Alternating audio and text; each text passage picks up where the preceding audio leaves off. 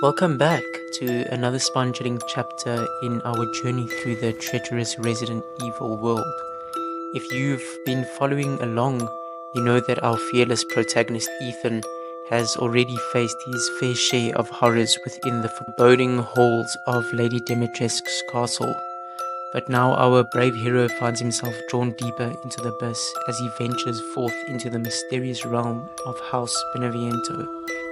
So grab your courage, hold on tight to your sanity, and join us as we embark on part 3 of Ethan's harrowing journey. As Ethan ventured deeper into the garden, the air thickened with an unsettling aura, whispers of the past echoing through his mind. Visions danced at the edge of his consciousness, flickering between reality and illusion, leaving him questioning the fabric of his own perception. Each step down the narrow path seemed to unravel more of the mystery, blurring lines between the truth and shadows of his mind.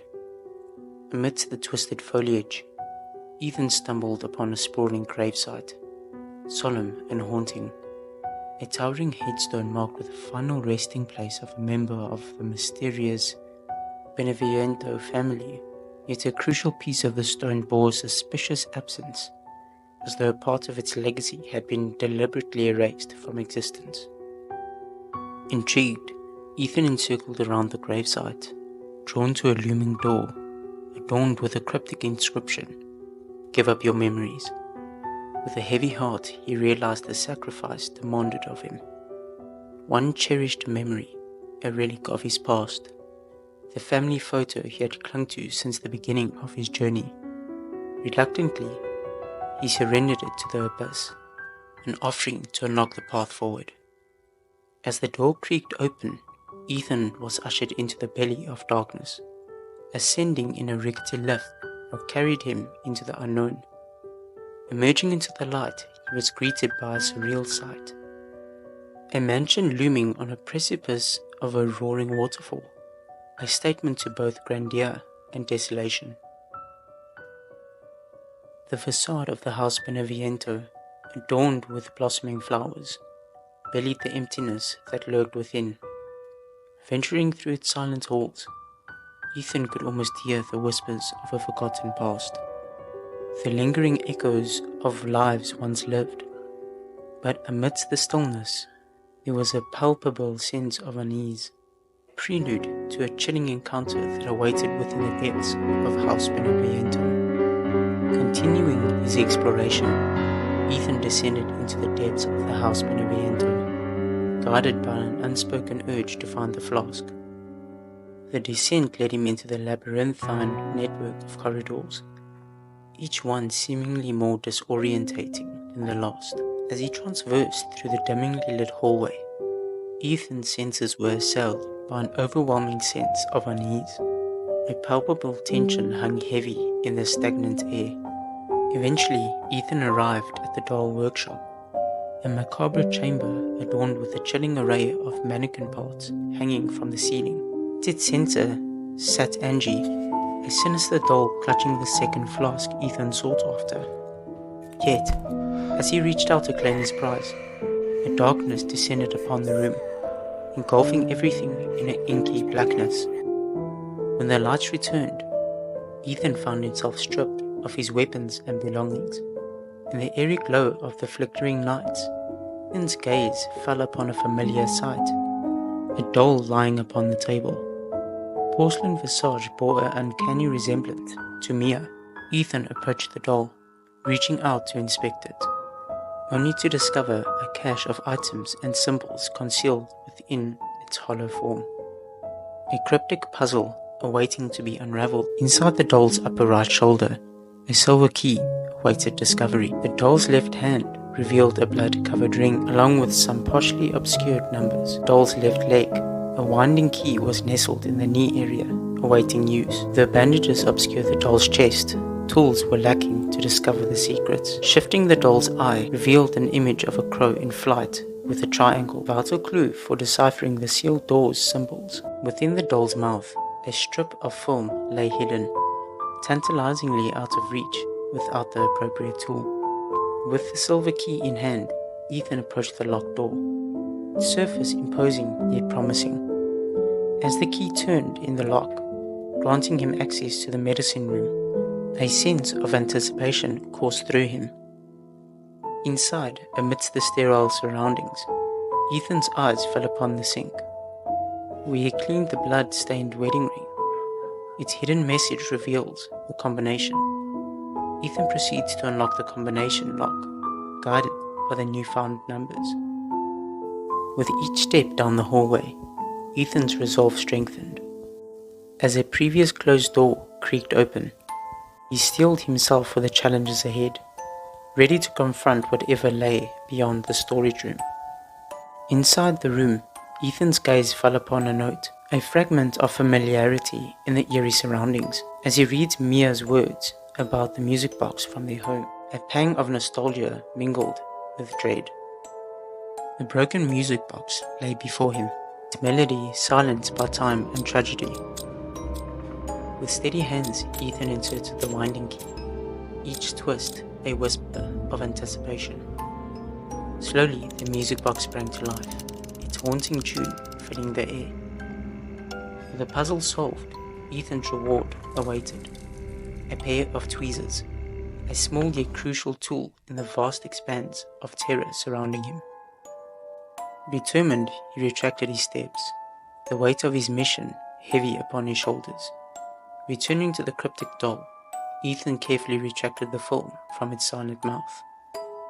Each movement, a testament to his unwavering resolve in the face of darkness. Ethan retraced his path up to the hall to the study by the lift. Ethan delved into the study, his gaze drawn to a note, a silent witness to the secrets veiled within these walls. Beside it, a set of film awaited his scrutiny, beckoning him to unlock their hidden truths. Ethan then arranges the films, each piece of the puzzle falling into place with a satisfying click. As the projector wired to life, the image danced across the screen, revealing not what was expected, but a cryptic glimpse into the depths of the unknown. Ethan turned his attention to the wall. With a decisive snap, he carved a path forward. Amidst the oppressive silence, a sudden jarring ring echoed through the corridor, the shrill sound piercing the stillness like a blade. Pressing forward, Ethan reached the source of the disturbance, the telephone. Ominous presence, a harbinger of unsettling revelations.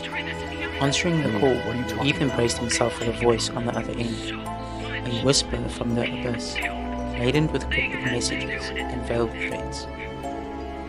Undeterred, he continued his journey. Pressing onward, Ethan found himself in the doll workshop, a shadowy figure slipping silently from the room. With a sense of trepidation, he stepped inside, his gaze drawn to the Mia doll, key to unlocking the secrets concealed within its silent gaze. With a deft motion, Ethan wielded the scissors once more, a blade slicing through the fabric of secrecy to reveal the secrets within. Within its depths gleamed the brass medallion. Armed with the brass medallion, Ethan retraced his steps through the dimly lit corridors, his mind focused on the cryptic symbols embedded within the doll's intricate features. Memories stirred within him, guiding his path forward, unlocking the secrets that lay ahead. Approaching the fast-sealed door, a sense of anticipation filled the air as the door swung open. Descending the rickety staircase, Ethan found himself enveloped in the eerie ambience of the scene from the earlier movie. With cautious steps, he approached the gaping maw of the well, its depths beckoning him into the unknown. Bracing himself, Ethan lowered himself into the abyss. As he reached the bottom, he finds the breaker box key. Emerging from the depths of the well, Ethan's gaze fell upon a shattered remnants of a baby cradle. Its splintered frame, a grim testament to the horrors that had unfolded within these walls. He pressed onward, the dim light casting long shadows across the desolate landscape. But as he advanced, a sense of unease settled over him, the air thick with the unmistakable scent of blood. Following the trail of crimson, his senses heightened as he prepared to confront the darkness that lurked within. Suddenly, a movement stirring in the shadows, a grotesque figure emerging from the depths of the darkness, It loomed before him, its presence a chilling reminder of the dangers that lurked within the confines of this haunting realm. Ethan turned on his heels and bolted back toward the breaker box. Reaching the familiar junction, Ethan wasted no time. With a click, the box swung open, revealing not a fuse, but a small relief, a symbol of innocence amidst the encroaching darkness.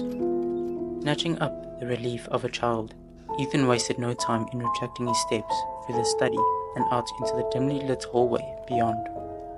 As he approached the mother's door, a sense of foreboding washed over him, the air heavy with the weight of impending doom. Deep breath, Ethan pressed the relief of a child against the door, a faint click of the lock releasing, echoing through the silence. As the door swung open, revealing the darkness beyond, Ethan steeled himself for the trials that lay ahead, his resolve unwavering as he stepped into the unknown. In a desperate bid for survival, Ethan dashed towards the bedroom. As he reached for the fuse nestled beside the large cabinet. Gripping it tightly, he made his way back through the dimly lit corridors. A shiver ran down Ethan's spine as the cursed abomination appeared at the top of the stairs, its monstrous form casting a menacing shadow. Ethan dove back into the bedroom, his breath caught in his throat as he slid beneath the bed. Huddled in the darkness, his senses heightened as he listened for any sign of the creature's departure.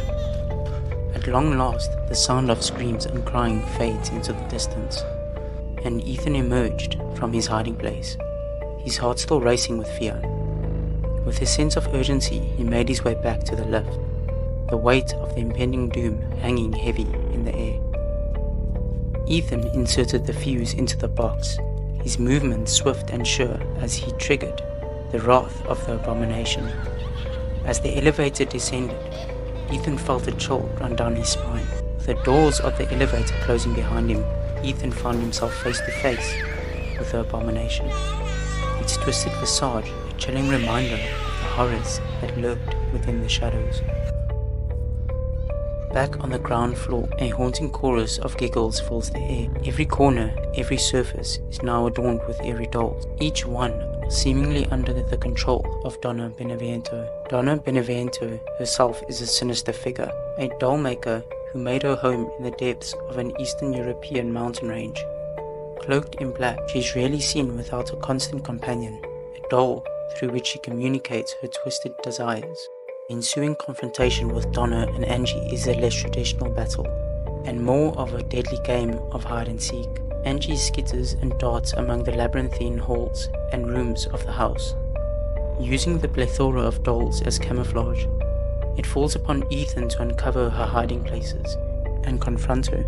With each encounter, Ethan manages to weaken Angie, grasping her in his hands until finally, the moment arrives to put an end to both Angie and Donna Beneviento, bringing an end to their malevolent reign of terror.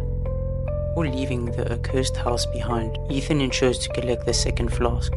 With his newfound acquisitions in hand, Ethan sets his sights on the uncertain road ahead, knowing that the horrors that he faced in the House Beneviento are only the beginning of a much larger and more perilous adventure.